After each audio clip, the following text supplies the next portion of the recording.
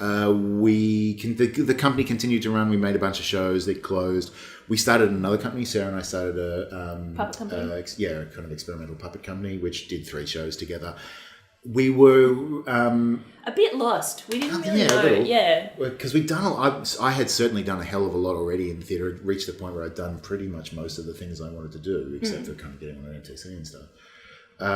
And so we were at a loose end, and we asked an old friend of mine from the industry, well, what now? What should we do? And he happened to go, oh, well, there's this guy coming to town from London that I think you would dig.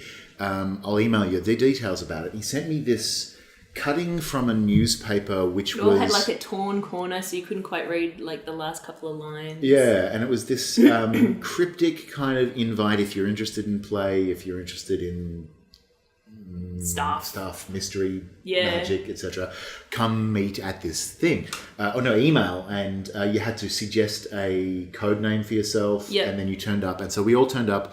And it was this guy called Tassos Stevens who runs a company called the Agency of Coney in the UK, and they use games and play as a way of making theatre and performance.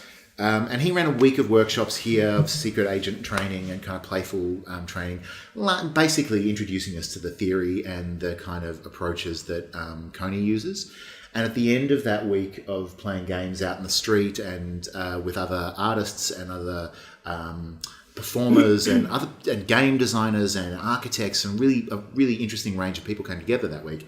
At the end of it, he was telling us about his work with Shunt, and I sat there listening to it, and something clicked in my head, and I'm like, this solves the problem I've been having with theatre for ages. For 20 years. Yeah, it's not about, and not just me, but a lot of theatre makers I'd seen around were looking for how do we push theatre beyond that level of agency, of just sit back and do whatever.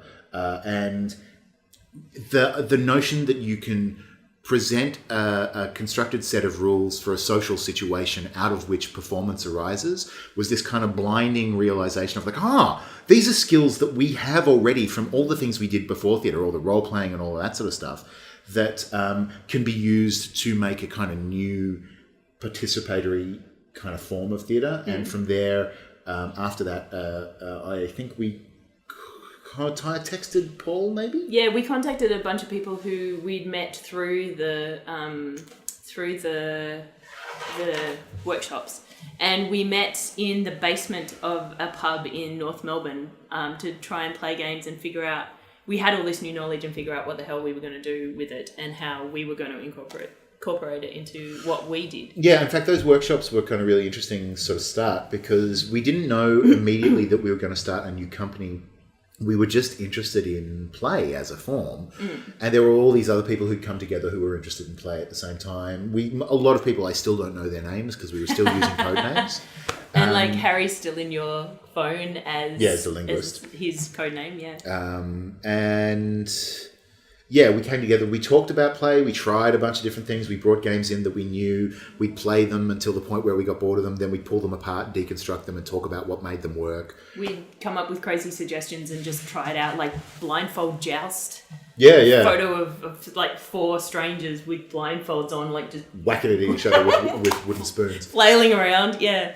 And kind of out of that grew the Group Pop-Up Playground, really, because Paul Callahan, who used to be the artistic director of Free Play, you and me got together to say, well, let's do this. We were inspired a bit by Coney and also by Hide and Seek, the company another company in the UK. Not so much by the games they make, although all of the work in the UK in the last sort of decade has been very inspiring. The work of Slingshot and also Igfest, which they used to run before all the badness happened. Fire Hazard. Serious Business. All of those guys were really influential on the kind of work we wanted to make. Yeah. We were inspired by them, and then we started making work, really. We were inspired by not only the work they make, but the approach to game making and performance and public space as a commercial model, like as a model for a company. Instead of continuing to make new theatre companies that make that kind of work, we saw how flexible the game kind of play model was, and as a way of being able to tell stories that people are actively engaged in and are part of. And invite people to be a part of something, right? Yeah. So that's kind of, from there we just started making work. Yeah. And so the first one we did was Paul, as part of Free Play, had the NGV studio, because the NGV studio had just been built and NGV wasn't really sure what to do with it. So they gave it to Paul for a week, 2 weeks maybe. 3 weeks. However long Free Play was at the time. And he installed a bunch of different video games, and he was having... video game art as well. Yeah, and he was having board game nights in there and stuff, and he asked us to come along. So that was our first outing for Pop-Up Playground, was at the NGV, which was fairly giant. I mean, it was the NGV studio. It was through Free Play, wasn't it? Yeah, but still, I've never had it work at the NGV before. Likewise. And so we came along and played public games outside for 2 days. And one of the things that we did was we had a few games that Doc had taught us that we were going to use. And we came up with a couple of games as well. So we wanted something big and spectacular that would draw people over going, what's that? So we made a couple of those games. And yeah, as in my public art, I thought this was the best time because it was never going to happen again. So I started installing art in the NGV as it was. So I was crocheting 8-bit images from Commodore 64 games I used to play as a kid. But yeah, and that was our first outing of Pop-Up Playground. Mm-hmm.